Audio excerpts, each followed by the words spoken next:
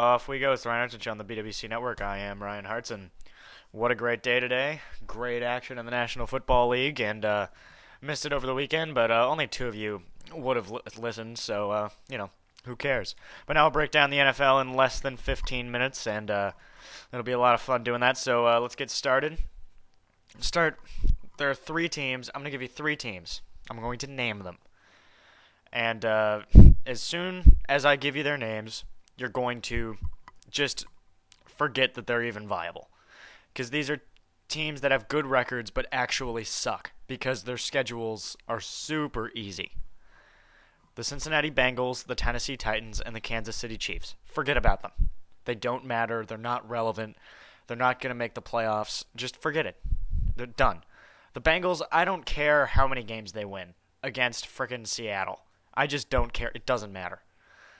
When they line up against Pittsburgh and Baltimore and it's time to pay the piper, they're going to get spanked.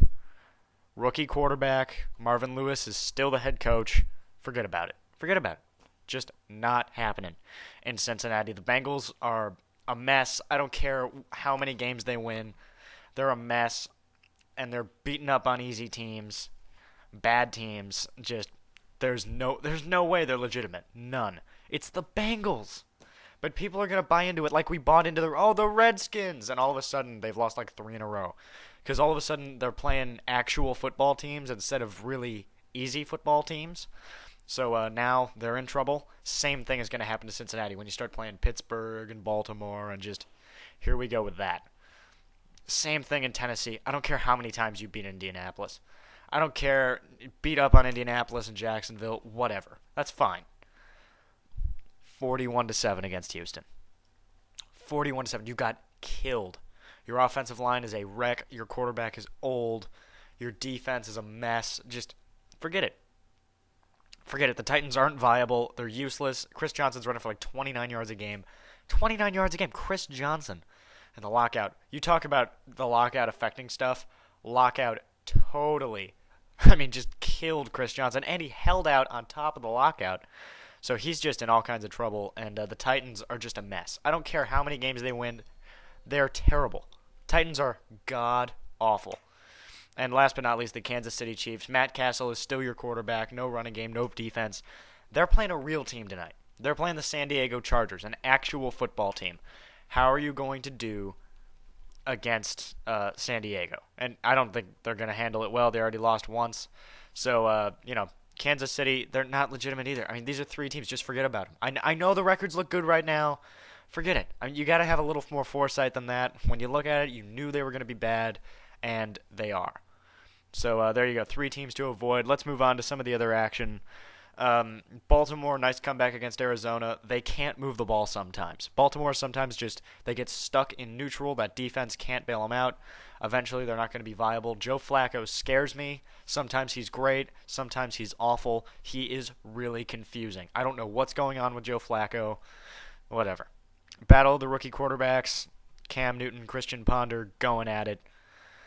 Vikings win the game because, Panthers don't have a kicker that can make a short field goal. Cam Newton did about as much as he could. He is really good. I like watching him play. Eventually, they're going to win games, but, that not being able to win games in your rookie year thing, every quarterback really kind of goes through that. Maybe. Like, some do, some don't. Matt Ryan won as a rookie. Mark Sanchez won as a rookie. Aaron Rodgers didn't win in his first year as a starter. They were 6-10. He threw for 4,000 yards. But 6-10 his first year as a starter. Cam Newton's going to do something like that and maybe come out and win more next year. But he's got to do that. He's got to be able to put wins together. And that's not going to be this year, but he looks good. He's developing. He's getting better. And eventually these games are going to be on him, and eventually we're going to be blaming him for losing. But right now it's just like, oh, he's a rookie. Be careful. So there's that. Houston takes care of Jacksonville. There's not a lot there. Matt Schaub looks good. When Andrew Johnson comes back, that team is going to be sick. Giants keep playing down to the competition. Oh, Giants are going to blow somebody out, and they almost lose. And then, the Giants have no chance, and then they go out and they kill somebody. So, they are so affected by media criticism, affected positively. And if you like them, that's terrible. because, oh no, they like us, pressure, and then they choke. Playing down to the competition is what it's called, and the Giants are pretty good at it. And that is going to come back to bite them. They might lose some games that they are going to need later in the year, especially if Philadelphia gets hot.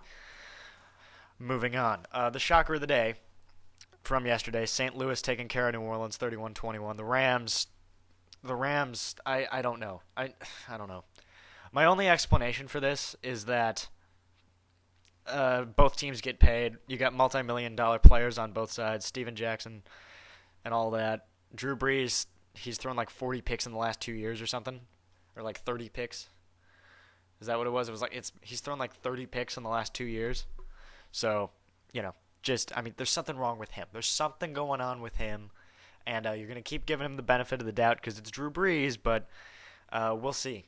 We'll see. But there's something about him I don't like. There's something about the Saints. They're doing that playing down to the competition thing too. It's pretty obvious it's Green Bay and everybody else in that conference. I mean, really, I always thought it was Green Bay, New Orleans, and everybody else. New Orleans is kind of part of the pack, and Green Bay is just so far and away the better team in that conference, and it's more obvious every week you watch everybody else play, and Green Bay just looks different. So there's that, and the Saints look to be in a little bit of trouble, and they're going to be in a dogfight for that division with Tampa, of all teams. So interesting how the NFC South, who looked like to be the best division in football, might be one of the worst ones. I mean, teams don't look too good in that division this year. It's kind of weird. Indianapolis is terrible. Tennessee beat up on them. We talked about that already. Buffalo blanks Washington. Redskins slowly falling apart. Saw a tweet, I believe, from Matt Mosley, or whatever. He's kind of famous. He's a reporter of some kind. And he said, John Beck is the one quarterback that will make you yearn for Rex Grossman. Which could be true. 23-0. Wow, that's awful. All right, Tebow time. They get spanked by Detroit 45-10. Thank you, God. Oh, I love it. I love it. And then Skip Bayless tweeting all his excuses. Dude, shut up. Man, I mean, he keeps coming out. They're not using him right. He doesn't have any weapons. Shut up. He can't play. Watch the games. Sometimes you see, I'll watch games, and the quarterback clearly doesn't have any help, but at least you're thinking he's good. Like, Cam Newton doesn't have any help. Outside of Steve Smith, he's got nothing. No help defensively. Their offense is a joke outside of him. I mean, he is just making it all kind of happen. He can play. I am watching him play. He can play the quarterback position in the National Football League. Watch Tim Tebow. He can't throw. Inaccurate, crazy release. He's got that magic thing behind him. I think because he was in the state of Florida, Jesus just wanted him to win the game last week. I am blaming Jesus for Tim Tebow. I think he just willed him to that win. Like, Tebow didn't even do it. It was Jesus. You know how that field goal last week was kind of drifting off to the left and it just kind of kicked back right. See, Jesus just caught it. Went, nope, Tebow has to win this one because he is my disciple. I think that's what it is. I think Tebow is just praying for it. That's all he's got. I mean, he's got the power of prayer because he sure as hell doesn't have the power of playing well. Man, he's a mess. He's a disaster. I've been trying to be nice the last couple weeks. So, if you put him in a certain situation, there isn't a situation you can put that in. A little option, short throws, they don't do that even. They can't put him in that situation because they don't have anybody else that can play. If you don't have receivers that can play, offensive line's a mess, and he's bad on top of it. If he was kind of good and you could kind of make excuses, I can't make excuses for that. I tried the last couple weeks. You put him in certain situations, but they don't have the ability to do that. And on top of that, he sucks. So it's just, screw it. He's terrible. He's terrible. And Detroit is really good. We knew they were good. Oh, but they lost 2 in a row. And everybody freaks out. God, people freak out. They lose 2 in a row and all of a sudden they're awful. No, they lost 2 in a row. It happens. Stretches, schedule, things work out that way. But no, immediate reaction. People freak out about stuff. And I even get caught up in it. I do everything I can to kind of keep the league at arm's length so I can stay kind of big picture. But you start to lose it from year to year. And transitioning to the Philadelphia game, I said they're going to get off to a slow start. Did I not say that? I said the Eagles are going to get off to a slow start. They'll get hot, finish 11-5. I think that's exactly what's going to happen. I think they're going to win. I think they're going to almost win out and finish 11-5. I haven't looked at their schedule. There might be some tough games in there that I'm not sure about. 9-7 at worst, I think is what's going to happen because all that talent that Andy Reid had of the bye week, now they're figuring out who they are and they're starting to click. And now they've clicked. They blow out Dallas. Dallas is a mess defensively. I don't know what's going on with them. It's a twilight zone in Dallas. Dallas is one of these teams. Just stop. Just give up. Just give up. Forget it. Dallas just can't handle it. There's something about them. They just can't do it. Romo, something weird is going on in Dallas. Something's gonna come out. I mean, it's like when the Red Sox collapsed this year. You were like, well, something's going on. Something's gonna come out like chicken wings in the locker room or something like that. That's gonna be coming out because this is too strange for it to just be regular NFL stuff. We talked about San Francisco. They look good. Oh, New England and Pittsburgh. Pittsburgh played a great game. New England stayed with them. A couple mistakes at the end. There are some holes in Belichick's coaching style starting to emerge that maybe haven't been there before. Now, listen, I've always kind of shoved this to the side because I never really bought into it. The Patriots' record has been significantly down.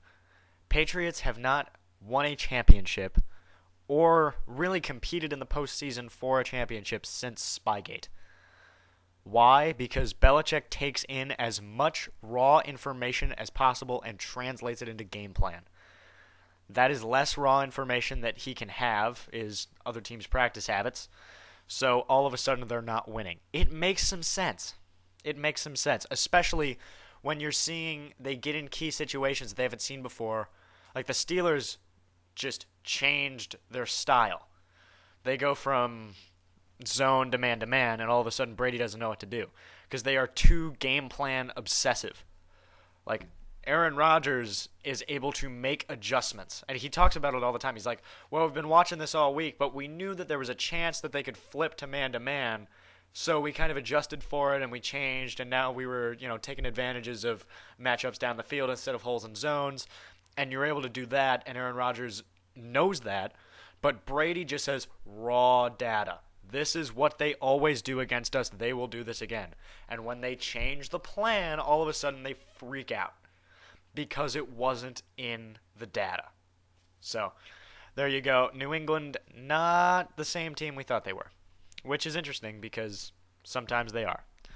So, that's the NFL. What we learned this week was that the Packers are really good. The Packers look better when they don't play. I mean, just think about it, man. All these teams suck. Every team has a hole, like massive holes. And Green Bay is 7-0, hottest quarterback on the planet, and the defense can't play worse. That's brilliant. They got a huge game in San Diego next week. Packers look to be in great shape. Aaron Rodgers all excited this week. They did the team photo yesterday. It's good to be a Packer, man. It really is. And I'm just psyched for the second half of the season for them. Just absolutely psyched because no offense is more fun to watch than theirs right now. They are really, their fun to watch factor has really gone up this year.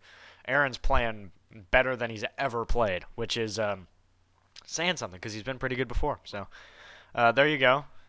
Your NFL in less than 15 minutes. That was good. The Monday night game is not good. It's all right. Kansas City, San Diego. It's a big one. The winner is in contention in that first place in the AFC West. Phillip Rivers probably going to walk all over the Chiefs, so I'm not going to do another segment for that. I'll see you next time. I'm Ryan Hartson. It's the BWC Network.